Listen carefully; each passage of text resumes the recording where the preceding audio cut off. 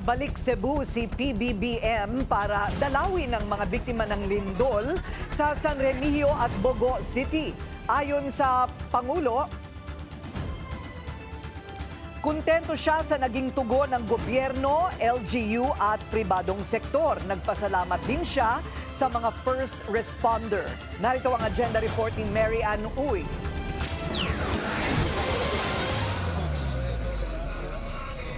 Mahigpit ang seguridad para sa pagbisita ni Pangulong Bongbong Marcos sa tatlong bayan sa norte ngayong araw. Una niyang binisita ang Bayanihan Village sa San Remigio. Kasama si DSWD Secretary Rex Gatchalian, ipinaalam sa Pangulo na may 50 mga pamilya na ang nakatira sa itinayong smart houses sa Bayanihan Village ng San Remigio. Paliwanag ni San Remigio Mayor Mariano Martinez, priority ng smart houses sa Bayanihan ang mga pamilyang nawala ng tirahan dahil sa lindol at mga nakatira malapit sa sinkhole. Ganito kalawak ang lupain na inilaan ng local government ng San Remigio para sa mga nagsilikas sa biktima ng lindol. Aabot sa 2.2 hectares ang lupain. Kayang i-accommodate ang mahigit 200 pamilya na inilikas mula sa mga barangay na napinsala ng lindol.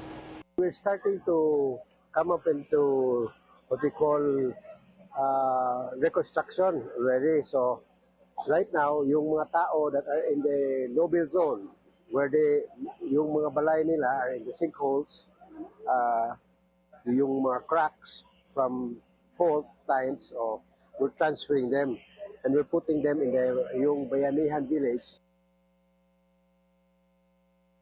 Mula San Remigio, nagtungo rin sa Provincial Hospital at Tent City sa Bogo ang Pangulo.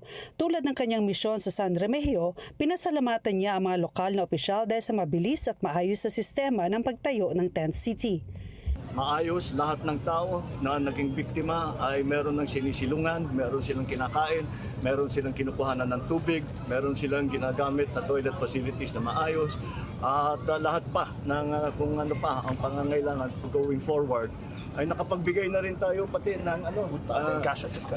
Cash assistance at saka yung construction materials. Salamat sa Ginoo nga nagatagaan niya og gutanan nga dili mi makakurat-kurat sa among mga ginoo. Sa huling tala ng NDRRMC, umakyat na sa 70 ang bilang ng mga namatay sa lindol sa Cebu. Para sa agenda, Mary Ann Uy, Billionaire News Channel, Cebu. Manatiling nakatutok sa Billionario News Channel. Sumubaybay sa aming social media accounts at mag-subscribe sa aming YouTube channel para sa mga bago at eksklusibong balita.